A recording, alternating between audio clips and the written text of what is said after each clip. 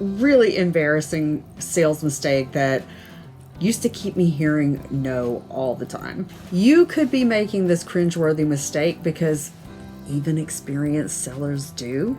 So make sure you stay to the end because I'm going to tell you how I fixed it so that I could start closing almost everyone that I pitch to. I'm Heather. I help female coaches to sell more high ticket without the sleaze.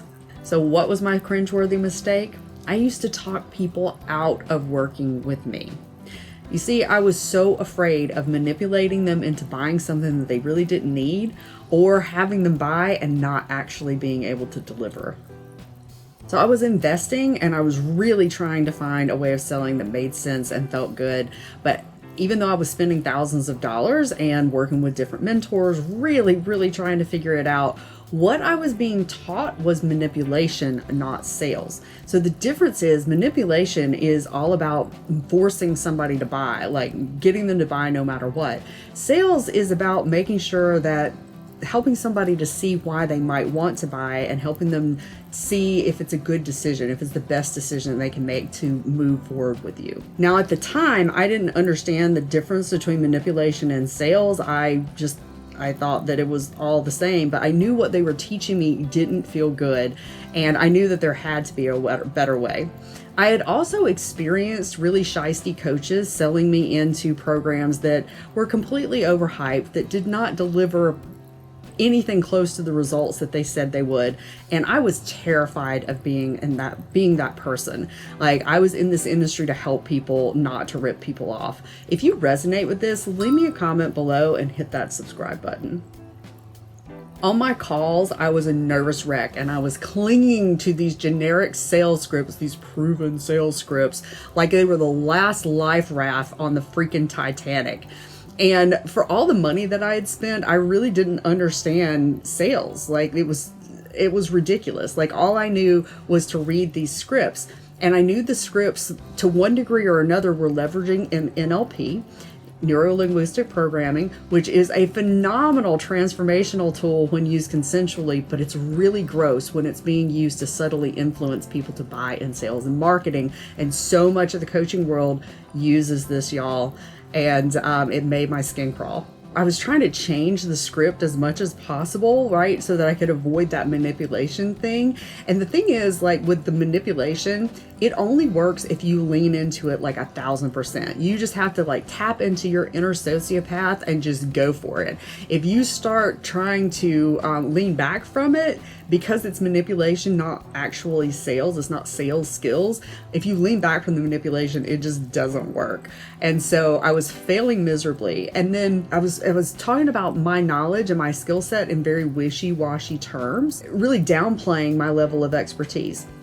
I was doing sex coaching at the time, and I had 10 plus years at that point of being a sex worker, of actually working as an escort. So I had lots of hands-on knowledge about sex.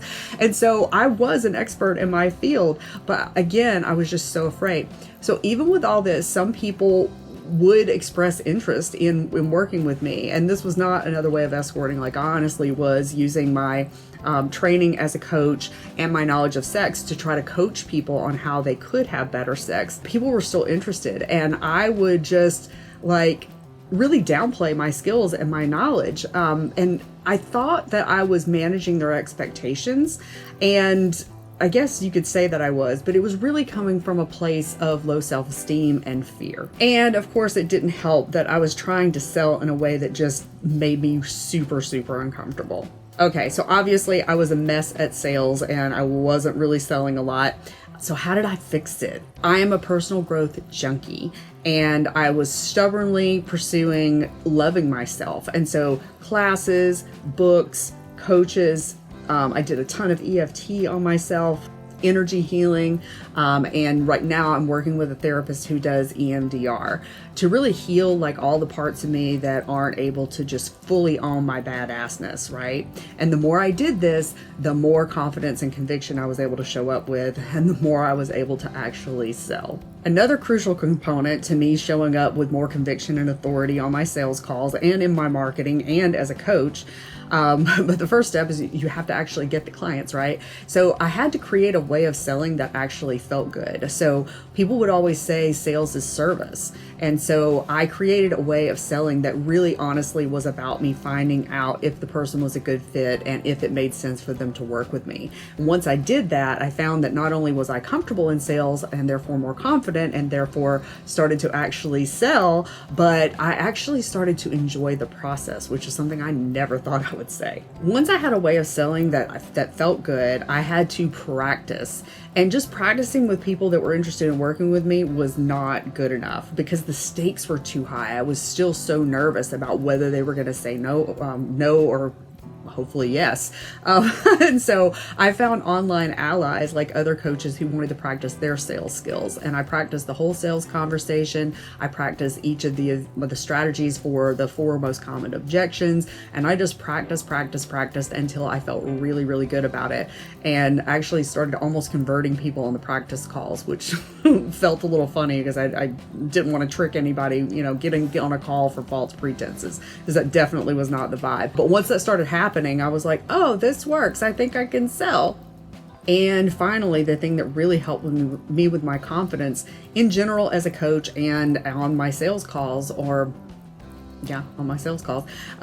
was I continued to invest in my skills as a coach, like continue reading books, continue, looking at trainings and finding out how I can be a better coach, continue to look at how I was delivering, getting client feedback, so that I could be the best coach I could be. And then I would really, really feel that conviction when I was speaking with people. So I would love to know in the comments, what are you doing right now to increase your confidence, or what's something that you've done in the past? And what can you do to increase your confidence specifically on sales calls so that you can make more sales, or selling in the DMs, whatever way that, that makes sense to you. What can you do to increase your confidence so that people can feel your authority and conviction and be comfortable buying from you? If this is a topic you're really digging, then you're going to want to click this link and go over to my 5 practical tips for bomb-ass sales confidence. I'm going to see you over there.